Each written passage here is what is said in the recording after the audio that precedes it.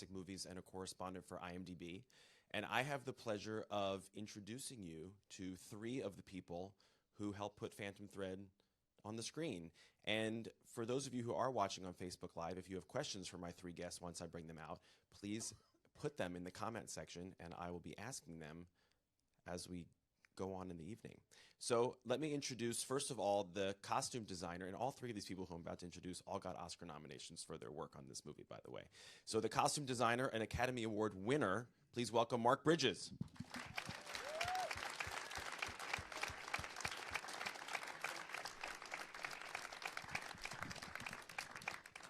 One of the producers of the film is here. She just earned her second Best Picture Oscar nomination. Please welcome JoAnne Sellar.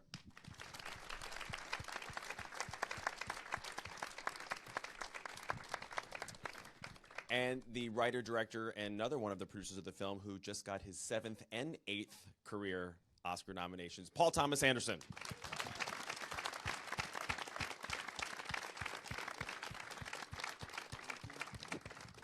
Thank you. Hi, guys. Hi. Okay, so those of us who follow the Oscars very closely, I mean, of course we knew that Mark Bridges, you were going to get nominated for your costumes. Of course we knew Daniel Day-Lewis was going to get nominated, but we weren't sure about everything else. Leslie Manville, I feel like, was this great surprise. I was so happy the movie got nominated. I was so happy you got nominated for Best Director. Had you given up hope that you would get those big nominations when you saw the kind of other awards that had been put out, or did you have faith? Yes. I'd given up hope. I hadn't. No, I knew we were shoo-in. I mean, I really. I rang him to tell him. When writing the movie, I thought, for sure. For sure. I'm going back to the Oscars. Right? Yeah. Right when I wrote the end, I said, "This is this. We're going all the way with this one." No. Oh no. JoAnne, how come you never lost faith, JoAnne? She did lose faith. Oh, you did. That's right. No, you lost faith. How come you did? No, you. Well, there weren't. I followed the whole girl thing much closer than Paul did. Right. That's probably smart. Yes, I'm much more sort of Now, because I am a realist, I guess. arguably the world's biggest Maya Rudolph fan, I was very curious to learn, Paul, that Maya, your partner, was partially, directly or indirectly responsible for the germ of the idea for this movie. Can you explain a story I'm sure you've already told numerous times? Well, it feels like the first time I'm telling it, though. Here on Facebook Live. It's true. It's a true story. I've probably embellished it and made. I've never really heard her version of it. Oh. She's never clarified it. I'm sure it's drastically different than mine, but my version of it is that I was ill with the flu, and I don't like getting sick. I don't like being helpless. I like doing everything for myself, and I think that she liked me in a position of needing her very much.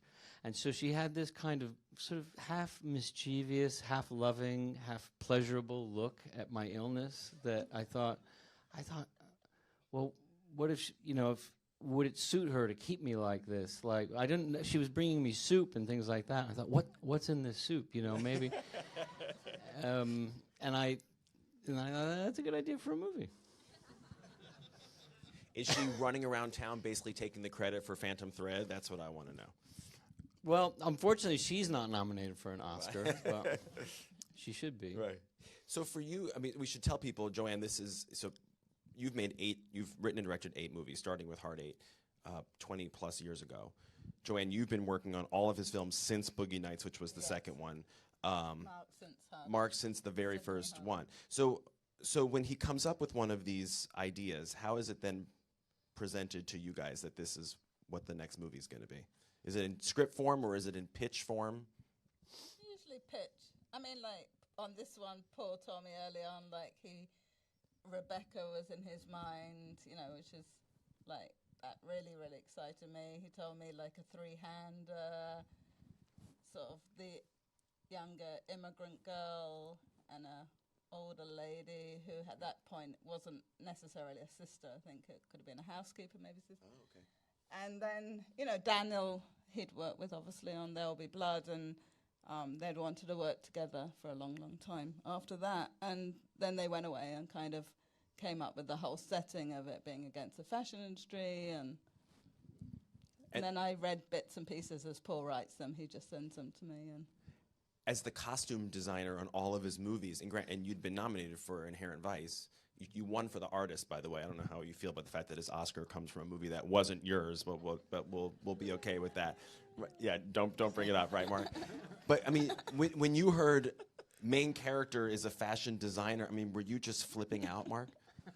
No, I wasn't flipping out, but you know, I usually will see it. I won't hear about it. I don't get the pitch. I get the script, and then he's like, "Oh, this is," you know, he's ready to show something, and I'll read it, and we'll talk about it, and I'll look at all the great things that he's looking at and inspired by, and then try to take it all in and put together something that maybe the movie will look like, maybe not. You know, just we really start looking at physical but things. on this, you were involved very early on, no? Yeah, but I feel like all of them, like we used to Right. do table reads. There Will Be Blood and stuff. You know, But this is different in that I was reading things that I didn't understand, and I needed Mark to explain them to me. Like what?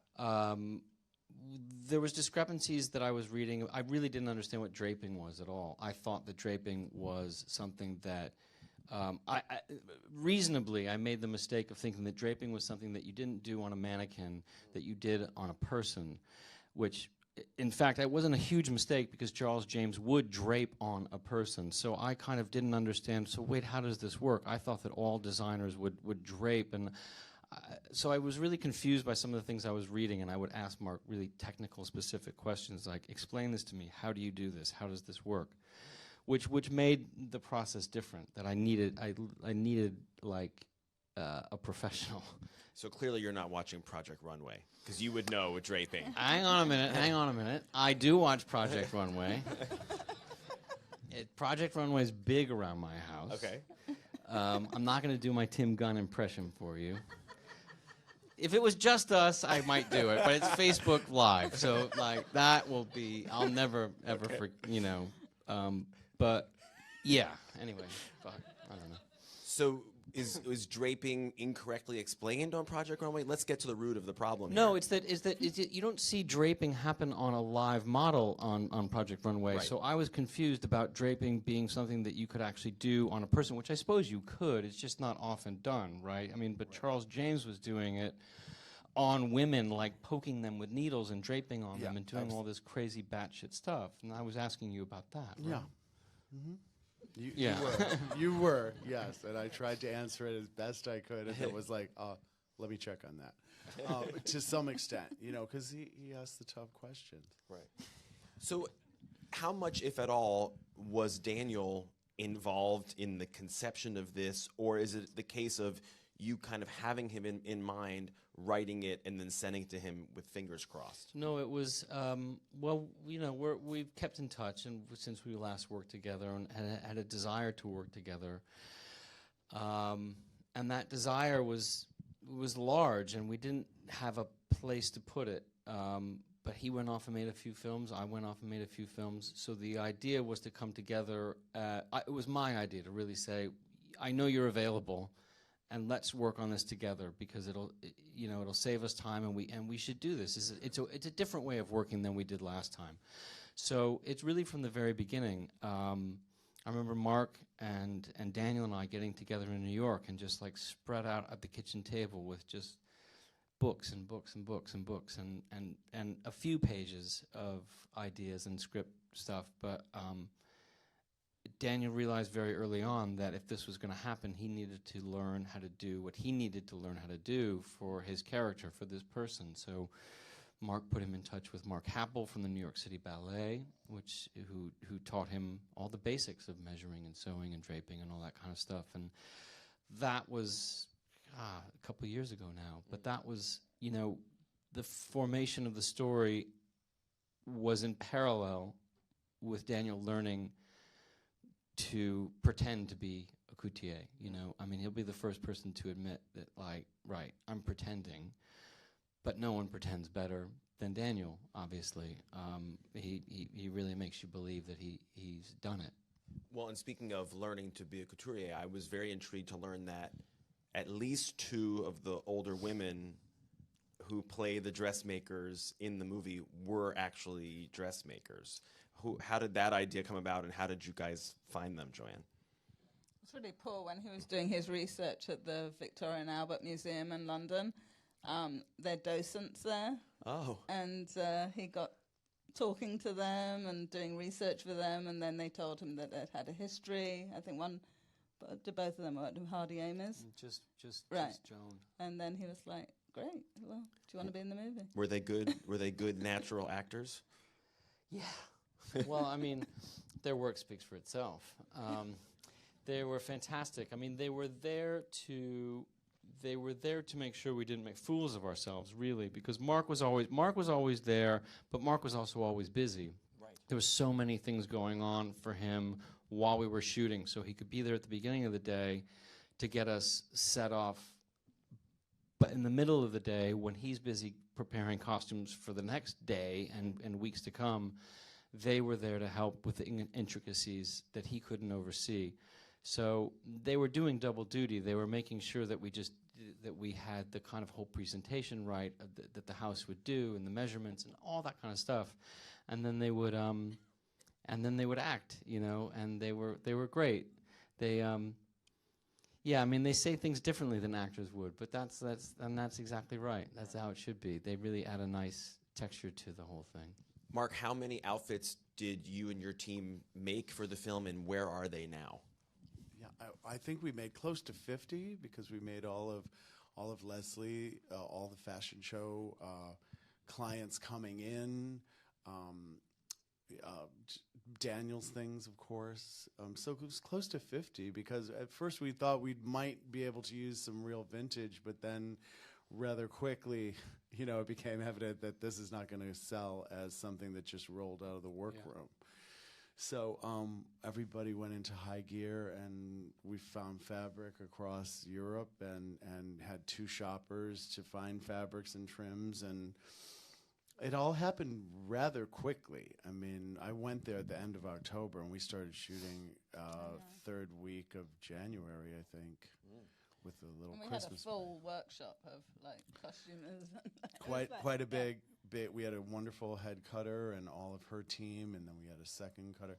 It was quite busy at times, and Paul was like, "That's what I want to see." But it is more than 2. I mean, he's talking about Cecile and Thomas outside. Yeah, all these women would make the dresses just like it is in the movie. They'd make the dresses until 4 o'clock in the morning the night before we would shoot, and get 2 or 3 hours sleep, and then come and be in the movie as the women, and like dismantle the dress that they had made the night before, so that the camera could film it being made. Wow. Yeah, those were some of the most fun days that we had. Honestly, it was like really intense and great. I mean, they were so nervous to take it apart, and I finally had to just stick my finger in the lace and go like that, and like. I mean, they were just horrified that I would do that, but it had to be done, It was an amazing moment. I mean, literally, everybody walking around it like dogs, like for 2 hours, like who's gonna break this lace? And finally, I was like, poof. If someone was going to do it, kind of. It had to be me, right, yeah. right, to prove that it's and okay. And they're now all on tour. They all the outfits are on tour right now. A lot of them, yeah. Yeah. Oh, and They're coming taken on back their own life, home, yeah. though, aren't they? Soon, very soon, yeah. Soon they're coming back home. Yeah. I want to see them. I'm so fascinated by Daniel Day-Lewis and how he works, and if I understand correctly, that a lot of people who worked on this film never met him as himself, only met him as Reynolds, which I think is really interesting. But you 3, obviously, because you were so early on in the project and creating it, you have the luxury of seeing him as himself and then seeing him on the set. How would you say he's different from maybe anyone else that does what he does? Well, he's Daniel Day-Lewis. I mean, right. There's only one Daniel Day-Lewis, I think it's funny. It is different, but it's not drastically different in many ways than say Joaquin or Phil. They have the same close to the same level of concentration, and it's really welcome. I think that it's funny. You can't confuse his concentration with the joy that's there. I mean, this is a very difficult character that he was playing, and that's how it was for 3 or 4 months that we were shooting. But I would say, working with Joaquin's very similar too. Phil was the same way.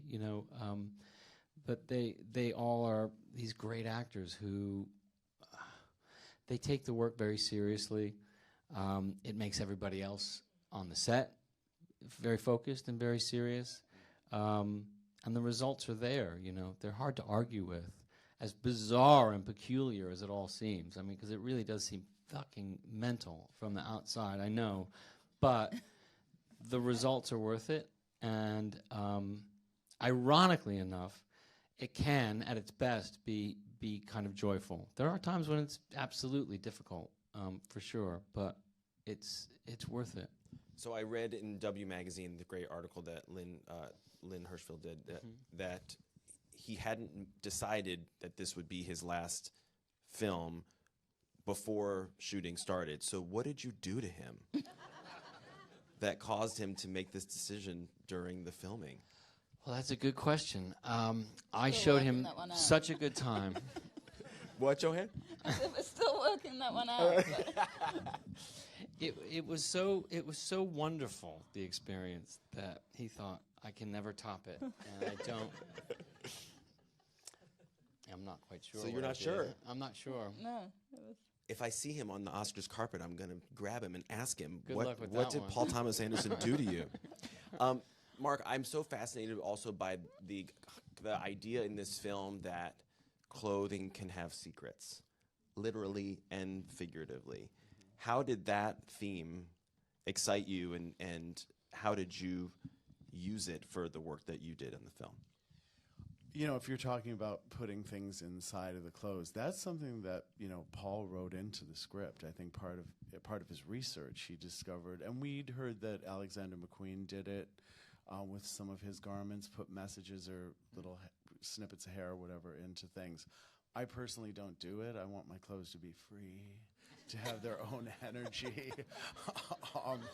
But I thought it was fascinating myself, and Paul found, incredible Victorian stories of that. Yeah, I mean, it started out with Alexander McQueen apparently wrote "Fuck you, you cunt" right, to the Prince. one of the princes. And when he worked as Anderson Shepherd, he wrote that in the lining of, it's just facts. I'm just telling. What's up, Facebook? we hope it's that. If it isn't, it's great. No one knows for sure except Alexander McQueen and the Prince.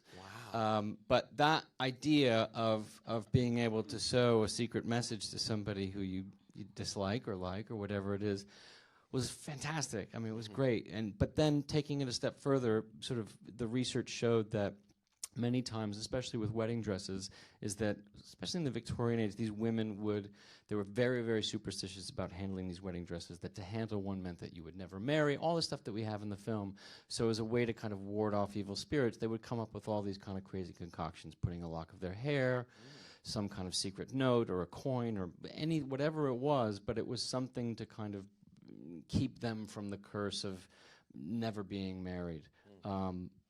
The research that I came up with showed that was a Victorian era thing, and yeah, I mean it was enough to steal from. That was like a great nugget. And sometimes when you get something like that, you don't want to keep looking too closely. Just like, that's great. Right. Just use that bit. A couple last things before I open it up to you all, and then to the Facebook questions. When when the three of you watch this movie, what's the one thing that you were each personally responsible for that you look at and you feel most proud of? Is there one costume? Is there one thing that you pulled off from a production standpoint? I'm going to start with you, Mark. Well, I'll start with you then, Paul. If you know. No. I was just going to say she's responsible for the whole fucking thing, Right. not sinking. But is there one Every logistical? fire that's put out. Right. Is there a shot that you look at and you're like, wow, we almost didn't get that, but by Everyone. right.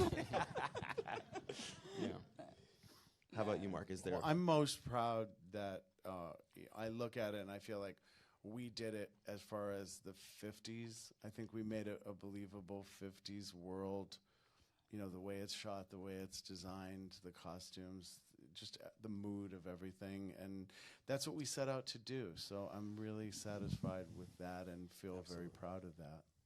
I think for me, when we found the right house to shoot in, because we had this other house that we were like way down the road on, and like that's the house we were all concentrating on, and Paul was never really happy with it, and Daniel was never really happy with it, but it was kind of like, well, it's gonna have to do.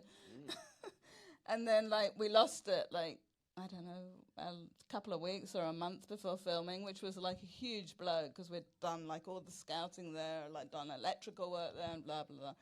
And then this other house came along where we shot and fell into our laps, and it had a lot of restrictions, but visually it was a much better house. And although it kind of panicked me from a production point of view, I'm really pleased that we ended up with that because it looks so great on screen. It sounds very meant to be. Okay, Paul, what's your answer to the question? I agree with Mark about the 50s thing. That's reminding me, like, it's so well shot these days. There's so many 50s films, and we got so paranoid about like getting it right. And then but I suppose there's a scene that I'm really proud of when Daniel speaks to his dead mother, the ghost of his dead mother, which was a scene that was like in the script, out of the script, in the script, out of the script, and like we decided not to do it before we started making the movie. And then like about a week before we finished shooting in the house, I remember saying to JoAnne, I think that's a good scene and we have to do it. And the joy that I get seeing it, because I think it's really, really good and it really came off, is doubled by the fact that that intimate scene of Daniel speaking to his dead mother was done in like 2 minutes. As the end of the day and traffic is being released through Fitzroy Square, they're literally shutting off the power in the building. And we did it in 2 minutes. And it was fucking crazy. And there he is acting his heart out, and all you can hear are like crew members bounding up and down the steps. Like, and you don't hear it in the final film, but I kind of go, wow, we got away with that one. That was, yeah. I love that. Okay, what do you guys want to know from these three? I'm sure you have questions for them.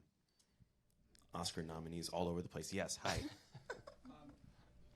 This is the third time I've seen this film, and it's more fascinating and complex as I watch it, but I love the compositions, and it's beautifully shot. Kind of reminded me of a Bergman film, your use of close-ups. But my question is, what was your decision in wanting to shoot it yourself? Oh, the question. I heard that you were the DP. The question is about Paul's decision to be the DP as well as the director and the writer.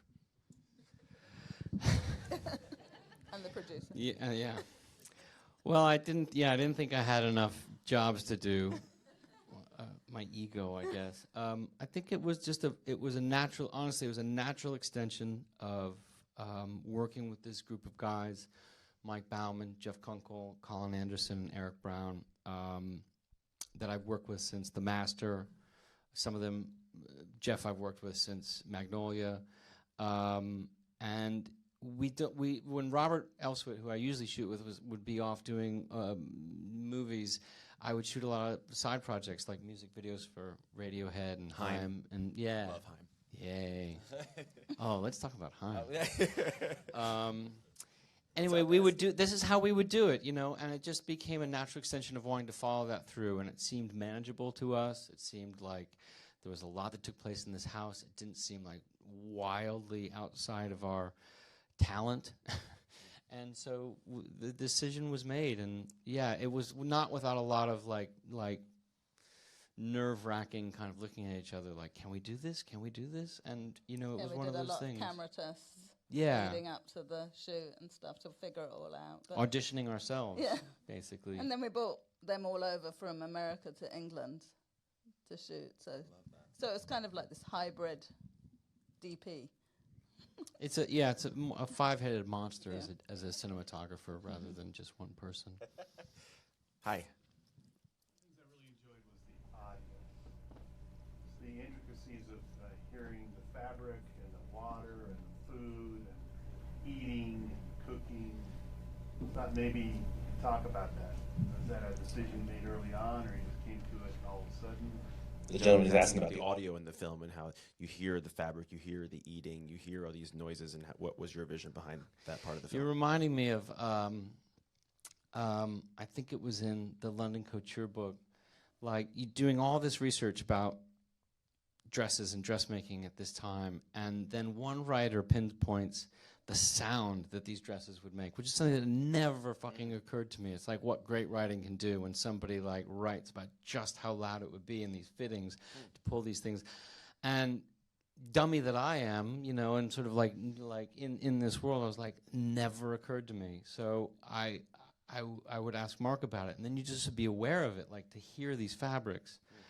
We could have done more of it, actually. We could have pushed even further in that direction, but it was one of those, the land of unintended consequences. You're like, wow, there's all this fucking sound coming from these things that you never would have thought of. Me, I didn't think of. And then, but then taking it a step further, I think, for this character who's so meticulous about everything and when it's okay to be silent, when it's okay to not be, and all that kind of stuff, like you instantly have this venue where every sound means something. So, which is hilarious, because if you try to walk around a Georgian townhouse and be quiet, it's fucking impossible. Every creak, every floorboard, every doorknob, everything makes like no noise and like fucking Dolby stereo. So yeah, it just kind of ended up being this built-in byproduct of the whole venue. And not a kind of really a planned thing, but just this discovery of like just how important it could be. So yeah. Who else? Yes, ma'am, in the back, right there. Yeah. Hi. Hi. I really loved the asparagus dinner scene with all the like spontaneity, and it all seemed so organic with like the sudden outbursts and the overlapping dialogue. I was wondering if any of that was improvised. Question about specifically about the asparagus dinner scene, but more and whether there was any improvisation in that scene or in other scenes. The majority of that there was definitely towards the end, especially. It's a testament to how good they are as actors that 90% of that is written. They just really make it feel like it's coming from their brains to their mouth and out. You know, that's just how good Daniel and Vicky are. Like, yeah, that's great acting usually when you kind of, when you don't, you're like, did I write that? Well, I guess I did, but it doesn't sound like writerly. It's just like, it's like they just said it. And we shot it with 2 cameras because we knew there would be a lot of overlapping dialogue, and we knew it was like, you know, it was like 11 pages and there's so much there. So we shot 2 cameras shooting the same way, or shooting different opposite directions. And we did that scene over the course of a day. We shot wide shots on each maybe about 8 times, and then close-ups about 3 times. And they would get tired. You know, there were sometimes they get very, very tired. And it was really heavy. It was very claustrophobic in that little room, and they were really at each other, and there was so much emotion coming out.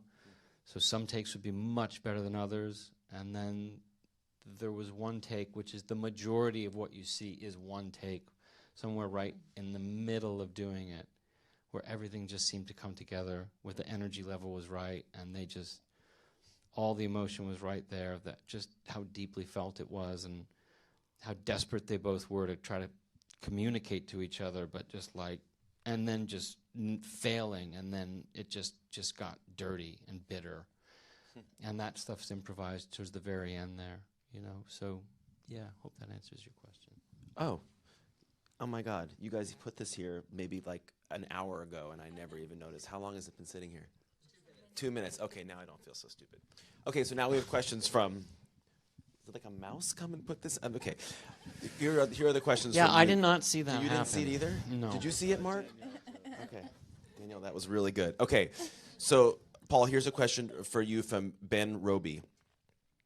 Ben wants to know, how did the finished product differ from the way you originally envisioned it? Well, she wasn't the sister originally. Well, yeah, exactly. I can't even remember what the original vision was at this point, honestly. I mean, I remember ideas that might have been discarded, like, is she a sister, is she not a sister? I can remember a few crazy left turns we might have tried out, but this one actually really it remained on course. There was never any giant kind of sways one way or another, or peculiar ideas pursued. I mean, that probably has a lot to do with collaborating with Daniel and knowing that we were going to make the movie, and aiming towards a date. We didn't really indulge in too many crazy ideas other than the ones that we liked that stuck. You know, we aimed clearly as well. Yeah. Yeah. Good. Mark, here's a question for you from Megan. I hope I'm saying Shad right. That's her last name, Megan. I'm sorry if it's Shade, but now I've said it either way. So It's I'm terrible. I'm right. She can't answer. She can't. I know. can't. She's typing. So this question for you, Mark. For Mark, I noticed the fabrics were not often pressed. Was that customary for bespoke dresses? I did not notice that we didn't. I think press that was our a fabrics. mistake. Thank you, Megan. Wait, where did she see the movie? Exactly. Was she streaming it or something? They might have looked unpressed on her, iPad or something like that. But on the big screen, they look perfectly Sorry, pressed. Megan, I can't answer that. We tried. we really tried. Okay. All right. Finally, She, in all fairness to her, she may be referred to I wonder if she's talking about the dresses need to look like the dresses, and they need to be perfect, and they're right off the assembly line. But it was really like endless discussions about that's one thing, right? That's that. But over here, there's people like living real lives. Even though he's a fashion designer and he's consumed with everything he has on, these are lived-in clothes. And that I remember learning from Mark and Daniel that a real sign of stature was a suit that was well lived in, that you had for many years. The right? Anderson Shepherd suits, yeah, you get them impeccably tailored and then forget about it and just live in them, and they take your shape in a life of their own and live on you. And you don't press them. You might brush them occasionally or something, but the idea is to be offhand and lived in looking, and we like that look. Absolutely. Over the That's years- the better over look. the years. That's why we've they done weren't a lot of pressed. lived-in clothes. Yeah. I knew we would eventually come around to the answer to Megan's question. Okay, here's the last question from Jake, who says this is my favorite film of 2017. Jake Lipson, his favorite film of 2017. What question would you like to be asked about the film that you've never been asked before? And what is the answer to that question?